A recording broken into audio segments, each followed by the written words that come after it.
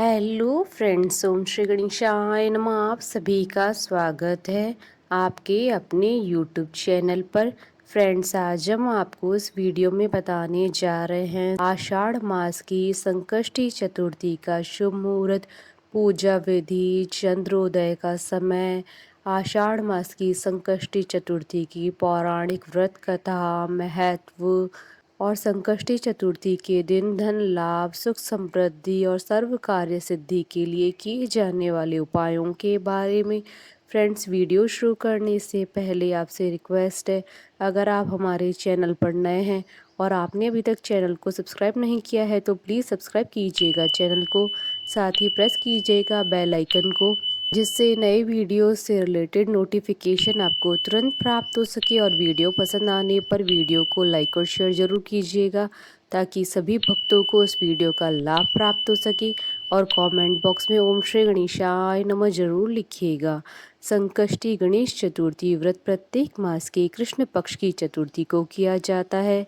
आषाढ़ मास की कृष्ण पक्ष की चतुर्थी को किया जाने वाला व्रत आषाढ़ संकष्टी गणेश चतुर्थी व्रत कहलाता है। भविष्य पुराण में कहा गया है कि जब मन संकटों से घिरा महसूस करे तो गणेश चतुर्थी व्रत करे।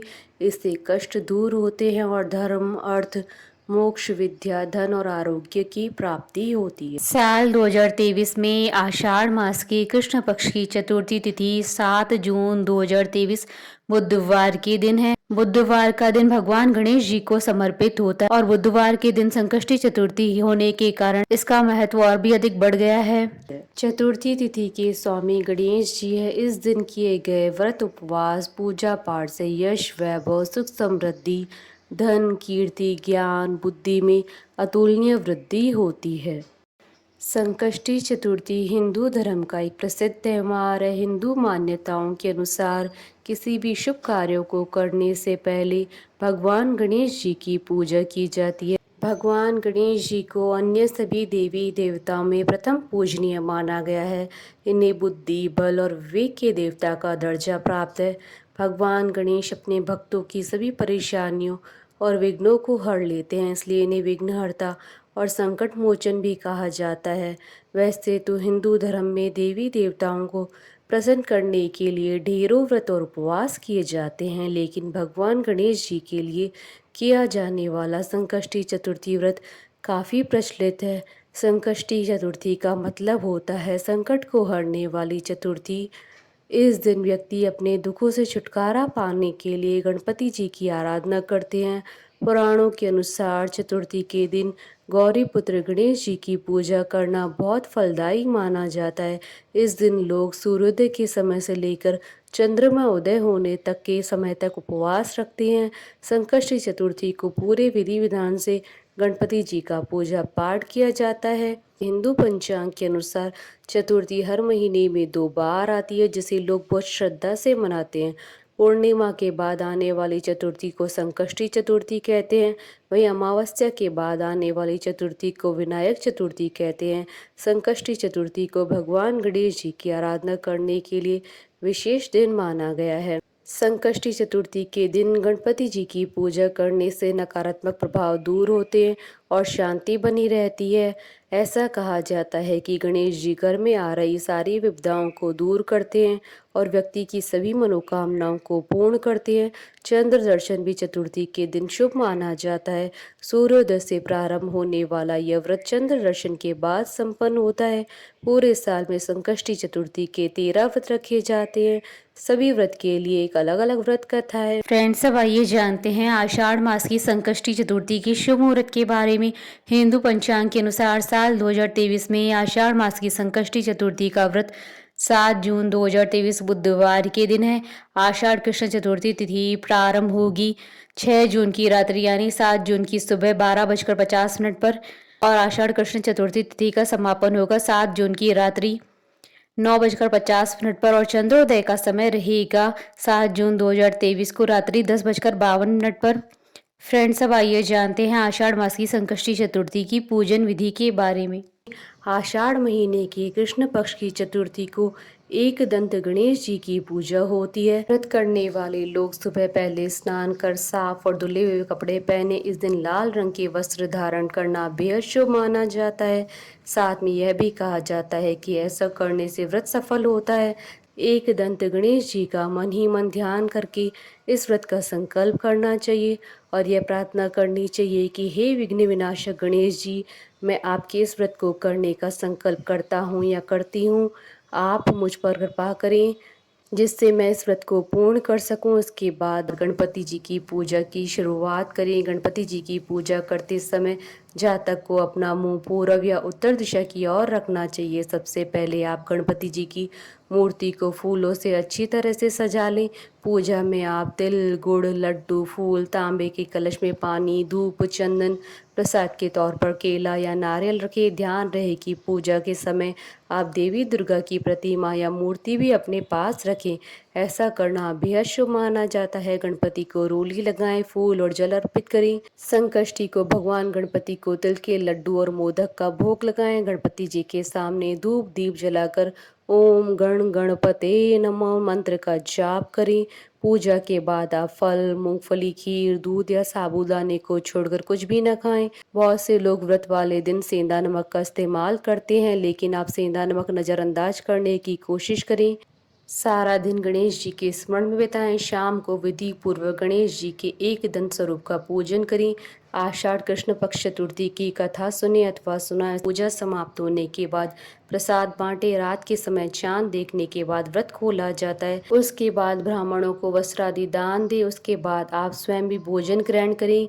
इस व्रत के प्रभाव से संतानहीन को संतान और निर्धन को धन की प्राप्ति होती है। साधक के सभी मनोरथ गणेश जी की कृपा से सिद्ध होते हैं और शत्रुओं का नाश होता है। फ्रेंड्स, अब आइए जानते हैं संकष्टी चतुर्थी के दिन किए जाने वाले उपायों के बारे में। गणेश चतुर्थी के पूजन के समय लाल कपड़े पर एक श्री यंत्र रखें और उसके बीच एक सुपारी रखें तो गणेश जी इससे प्रसन्न होते हैं। धन प्राप्ति के लिए गणेश जी के साथ सुपारी का भी पूजन करें। इसके बाद इस कपड़े को लपेटकर अपनी तिजोरी में रख ले। घर में कभी धन की कमी नहीं होगी। घर की तरक्की में दिक्कतें आ रही है या फिर कोई परेशानी बनी है तो चतुर्थी के दिन घर के पूर्व या उत्तर दिशा में सुपारी रखें। उस सुपारी को चांदी के किसी पात्र में रखें। इसके बाद से रोज धूप दीप दिखाएं। इस उपाय को करने से दरिद्रता दूर होती है। मनोवांछित फल की प्राप्ति के लिए चतुर्थी के दिन दाईं और सूंड वाले गणपति जी का पूजन करें। साथ ही उन्हें 5 या 7 सुपारी अर्पित करें। इस उपाय को करने से गणेश जी प्रसन्न होकर सभी मनोकामनाओं को पूर्ण करते हैं। एक सुपारी को गणेश जी के चरणों में रखकर गणेश जी या लक्ष्मी जी के किसी एक मंत्र का 108 बार जाप करें। रोजाना इसे धूप दीप दिखाएं तो ऐसा करने से सोई हुई किस्मत जाग जाती है और सारे बिगड़े काम बनने लगेंगे। फ्रेंड्स, अब आइए प्रारंभ करें आषाढ़ मास की संकष्टी चतुर्थी की व्रत कथा।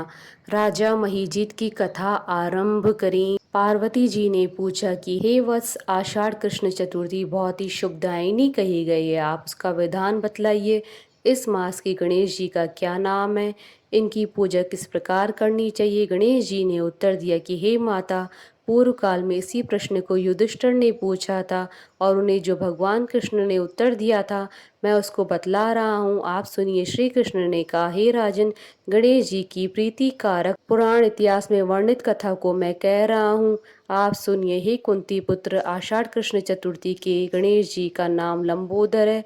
उनका पूजन पूर्ण वर्णित विधि से करें। हे महाराज, द्वापर युग में महेशपति नगरी में महीजीत नामक राजा राज करता था। वह बड़ा ही पुण्यशाली और प्रतापी राजा था। वह अपनी प्रजा का पालन पुत्रवत करता था, किंतु संतानहीन होने के कारण उसे राजमहल का वैभव अच्छा नहीं लगता था। वेदों में निसंतान का जीवन व्यर्थ माना गया। यदि संतानहीन व्यक्ति अपने पितरों को जल दान देता है तो उसके पितृगण उस जल को गर्म जल के रूप में ग्रहण करते हैं।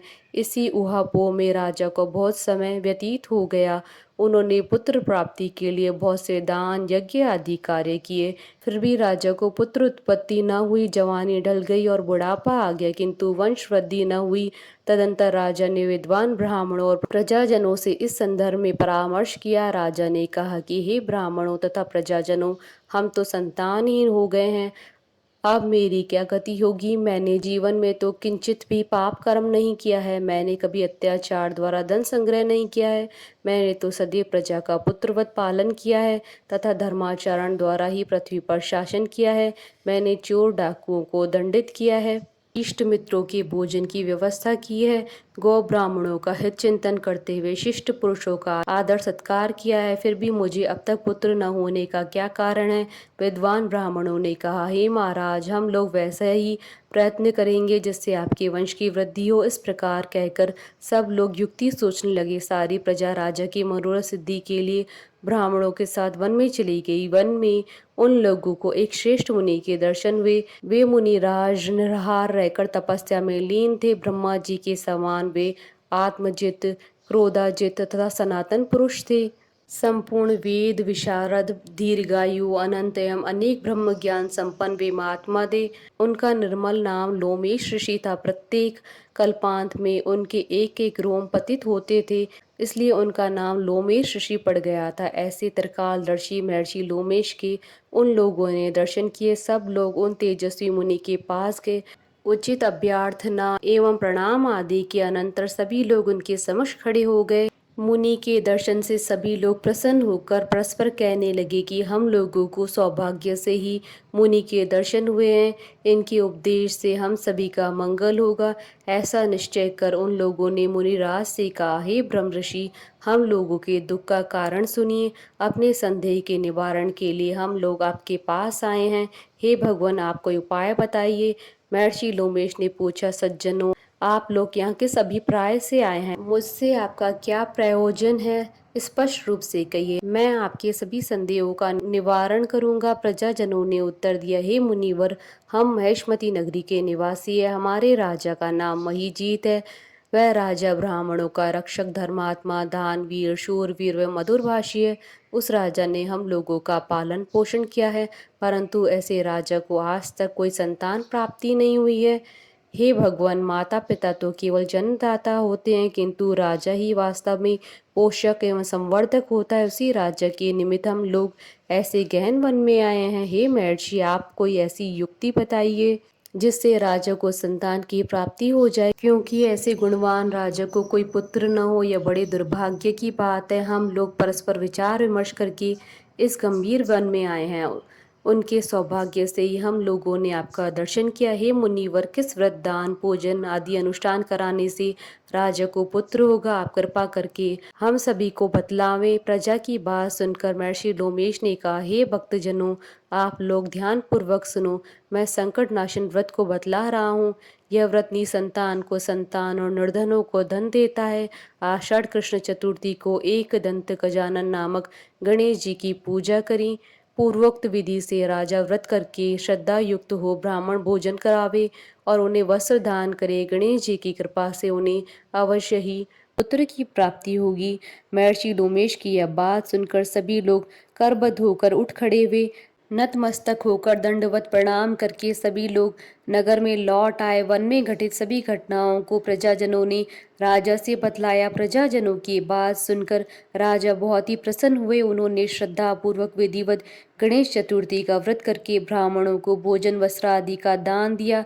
रानी सुदीक्षणा को गणेश जी की कृपा से सुंदर और सुलक्षण पुत्र प्राप्त हुआ। श्री कृष्ण जी कहते हैं, हे राजन, इस व्रत का ऐसा प्रभाव है, जो भी व्यक्ति इस व्रत को श्रद्धा पूर्वक करेंगे वे समस्त सांसारिक सुख के अधिकारी होंगे। श्री कृष्ण ने कहा, हे महाराज, आप भी इस व्रत को विधि पूर्वक कीजिए। श्री गणेश जी की कृपा से आपकी सभी मनोकामनाएं पूर्ण होंगी। आपके संपूर्ण शत्रुओं का विनाश होगा। आप अचल राज्य के अधिकारी बनेंगे। बोले गणेश जी महाराज की जय। हमारे साथ इस वीडियो में अंत तक बने रहने के लिए आपका धन्यवाद। सोम श्री गणेशाय नमः।